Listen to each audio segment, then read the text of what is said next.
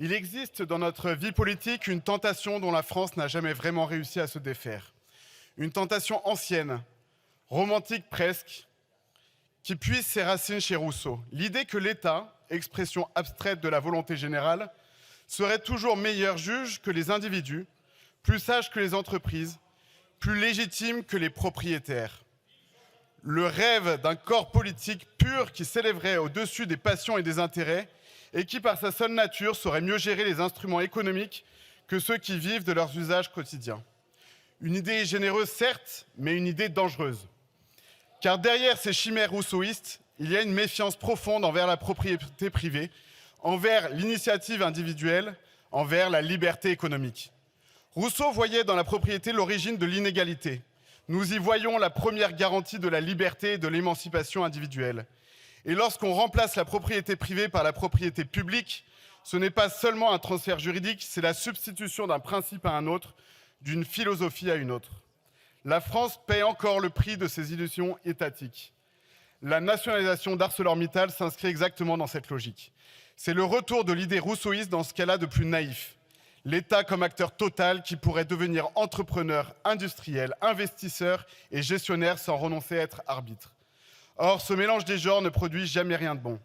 Une économie qui place l'État partout finit par l'affaiblir partout. Croire qu'il suffit de remplacer un actionnaire privé par l'État pour sauver une filière mondiale, c'est confondre deux logiques radicalement différentes. Car le privé protège ses intérêts économiques, l'État, lui, doit protéger des intérêts politiques. Il n'est donc pas fait pour piloter une industrie qui ne dépend d'un marché mondial ultra compétitif. C'est à partir de cette lucidité qu'il faut examiner la proposition de nationalisation d'ArcelorMittal. Mais l'outil qu'on nous propose est le mauvais outil. En effet, la crise de la sidérurgie française n'est pas une crise française, c'est une crise mondiale.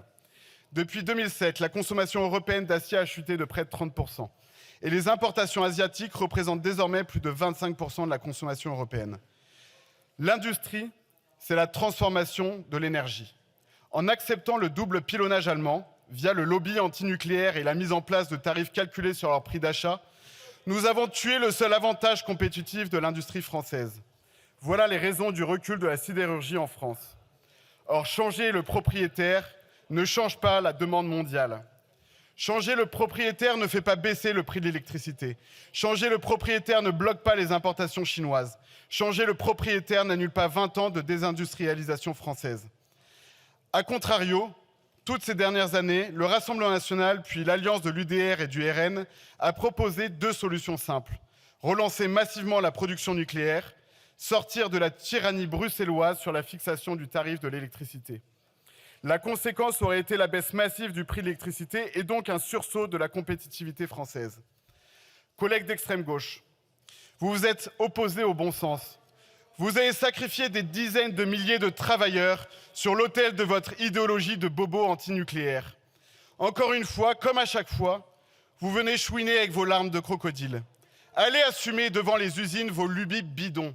Allez dire aux ouvriers et à leurs familles que l'extrême gauche de Salon a préféré céder au lobby allemand plutôt que de défendre l'industrie française, ses travailleurs et leurs familles.